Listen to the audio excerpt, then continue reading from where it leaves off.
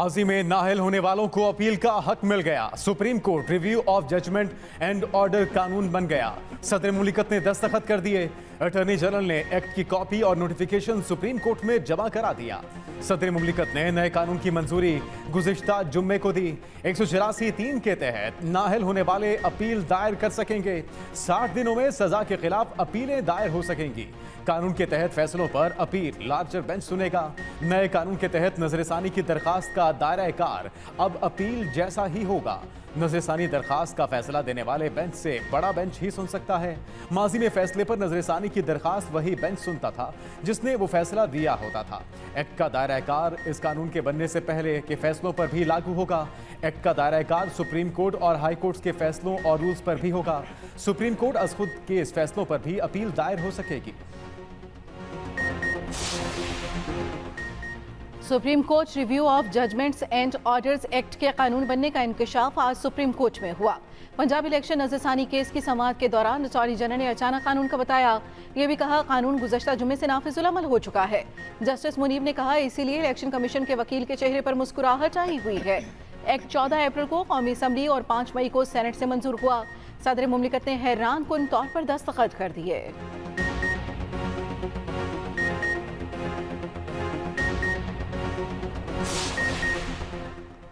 नए कानून का नवाज शरीफ को कोई फायदा नहीं होगा। ये कानून किसी एक शख्स के लिए नहीं है।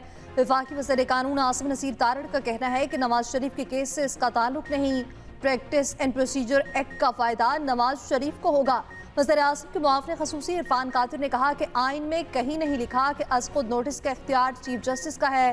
कानून में कहीं ताहयात नाअहली भी नहीं है। अपने फ़राइज़ मनसूबी पर वज़ीर आज़म किसी अदालत को जवाबदेह नहीं। सब इदारे आइन के ताबे हैं। फ़र्द वाहिद पाकिस्तान को कंट्रोल नहीं कर सकता।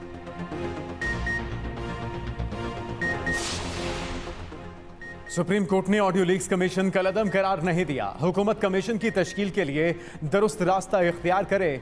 चीफ जस्टिस ऑफ पाकिस्तान के इलेक्शन कमीशन की नजरसानी की दरखास्तों के केस में रिमार्क्स। कहा मामलात पर हम सबको दोबारा सोचना चाहिए। गुस्सा मदद करने के बजाय हालात मजीद मखदूश करेगा। खुफिया मुलाकातों से मामलात नहीं चल सकते। अदालत ने मेमोगेट, एबटाबाद कमीशन और सलीम शहजाद कत्ल के कमीशन की नोटिफिकेशन देखे। तमाम मामलात में जुडिशल कमीशन चीफ जस्टिस की मर्जी से तश्कील दिए गए। खुद कमीशन में शामिल नहीं होगा। किसी और जैसे तहकीकात करवाई जा सकती है।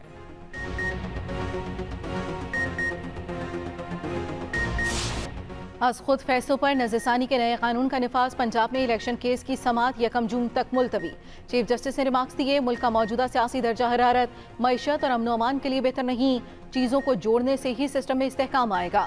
नजरसानी से मुतालिक अब नया कानून आ चुका है। हम बात समझ भी चुके हैं। हमें नए कानून का मुकम्मल इदराक है। PTI को भी नए कानून का इल्म हो जाए फिर समाअत करेंगे।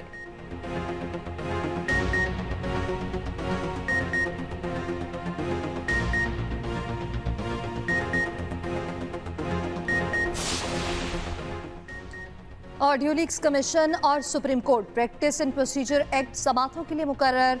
ऑडियो लीक्स कमीशन केस की समाअत 31 मई को होगी। चीफ जस्टिस की सरबराही में 5 रुकनी लार्जर बेंच केस सुनेगा। Supreme court practice and procedure act की समाअत 1 जून को होगी। चीफ जस्टिस की सरबराही में 8 रुकनी बेंच समाअत करेगा।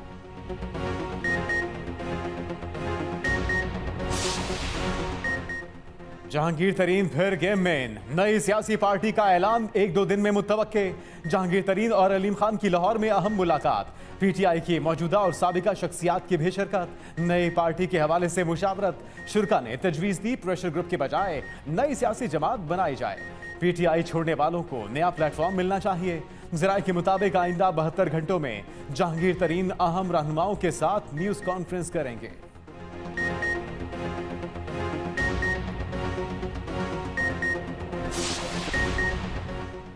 फाशिस्ट हुकूमत का एक नुकाती एजेंडा PTI को कुचलना है।